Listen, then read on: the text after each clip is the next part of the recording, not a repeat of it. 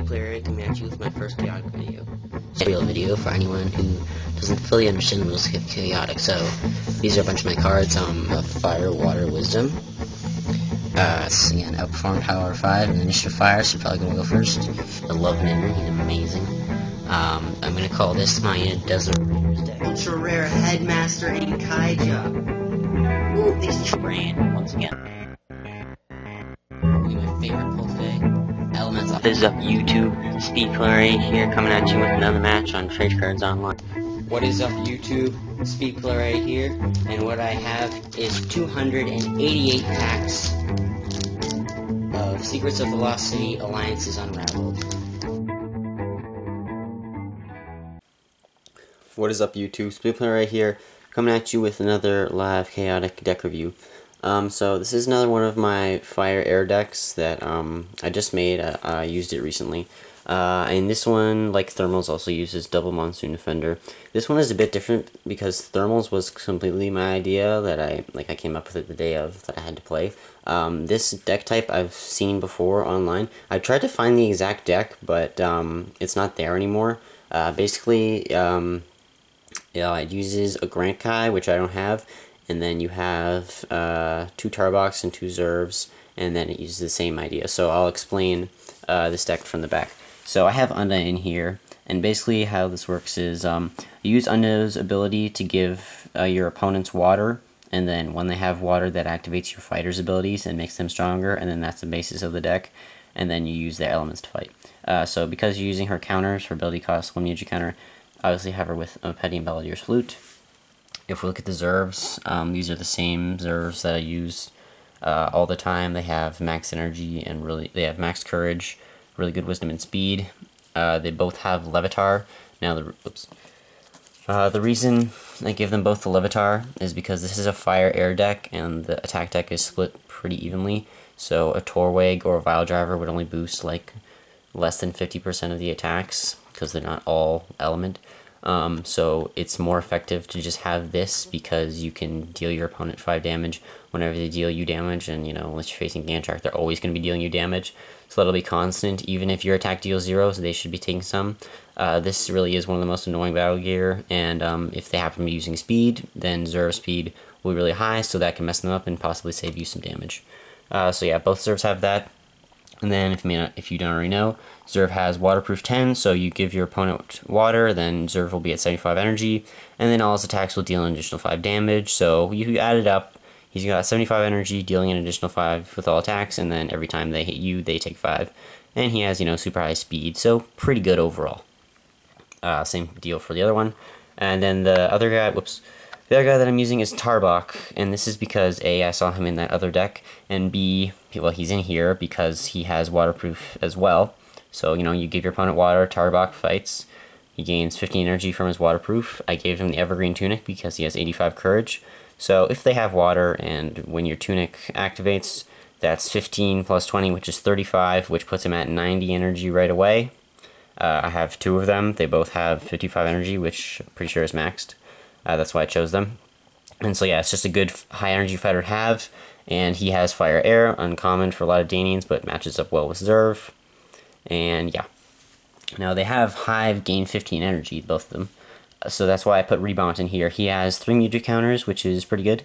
So I can use his ability to activate Hive, so when everything is added up, you give your opponent water, you activate Hive, and you have the Evergreen Tunic. That's 20 plus 15 plus 15, which is 50. So Tarbok goes to 105 energy, which is pretty good, and so I'll take my chances with 105 energy in a battle. I gave Rebound the Biomotorcycle just because I don't really care that much if he dies. I'm not going to give him a Weightless Energy Vessel. So this just helps out your offense a bit. And we already talked about Unda. So now the music. So all your fighters, everybody in this deck actually has a music counter. You're using all Unda's counters for her ability, and then Rebound mostly for his ability. So I have a Rhyme of the Reckless, this Zerv can cast that. Unbalancing Battle Song, one of the Tarbox can cast that, whichever one you choose. It'll probably be that one on the front, since he'll be fighting first most likely. A Defender's Song, in case you need to defend Rebound or Unda. I didn't want to put a Bronze Light in here just because I'm kind of sick of them. So I did that with Zerv.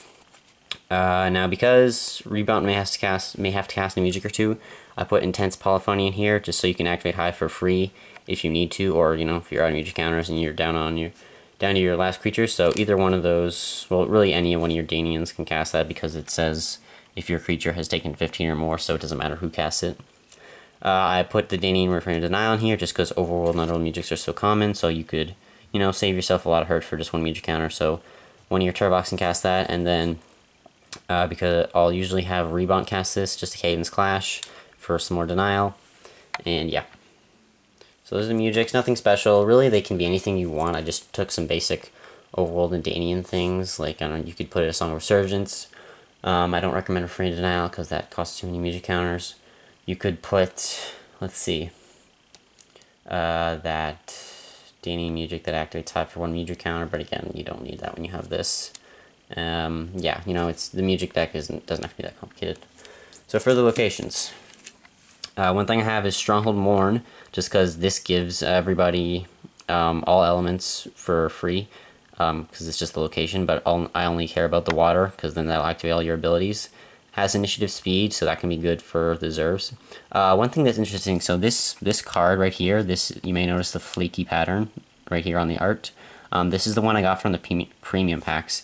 And then you can look at the text right here, and then this copy of Stronghold Mourn is one I got from a regular Dawn of Perrin pack, and you can see that the texts are different. You can just like pause here and read them.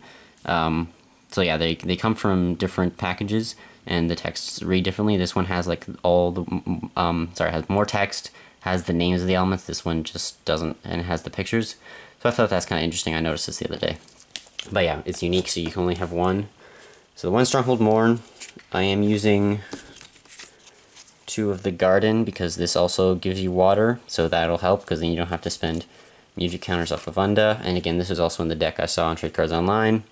I have an Underworld Coliseum, because you just get some extra damage, and also these first 5 locations are all initiative speed, which is why that Levitar Reserve can be helpful, because speed is the most common initiative in the game. And yeah, that can really help you out, because odds are your opponent will have location that's also initiative speed. So all these things add up, you keep getting initiative, that'll help you out.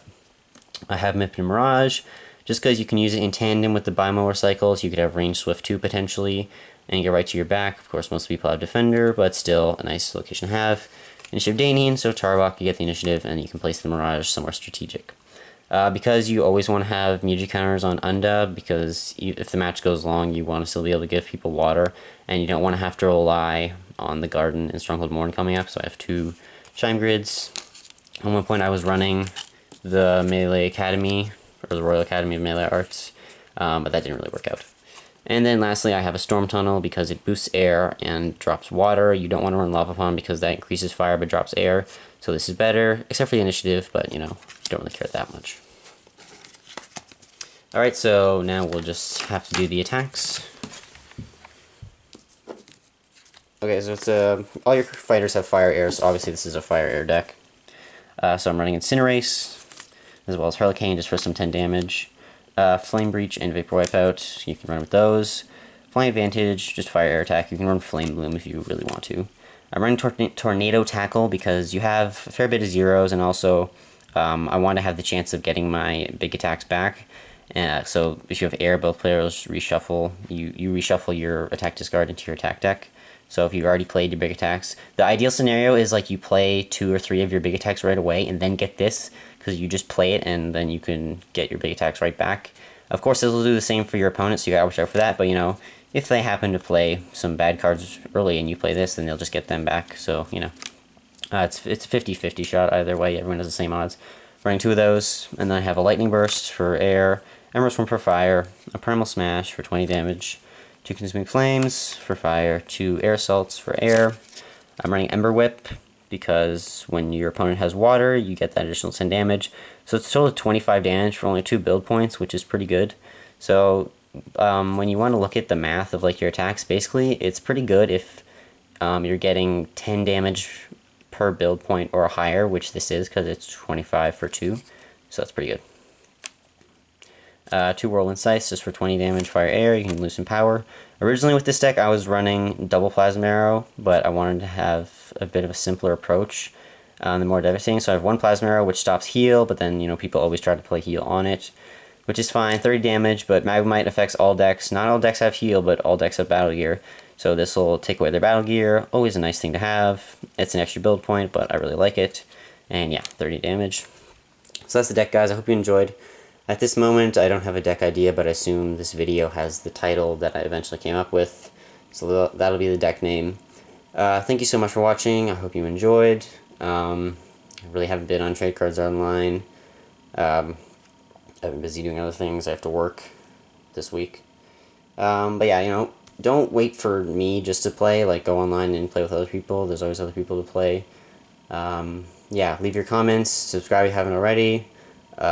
Like this video. Tell me what you think about the deck. And I'll see you in the next one, guys. Peace out. Have an awesome day.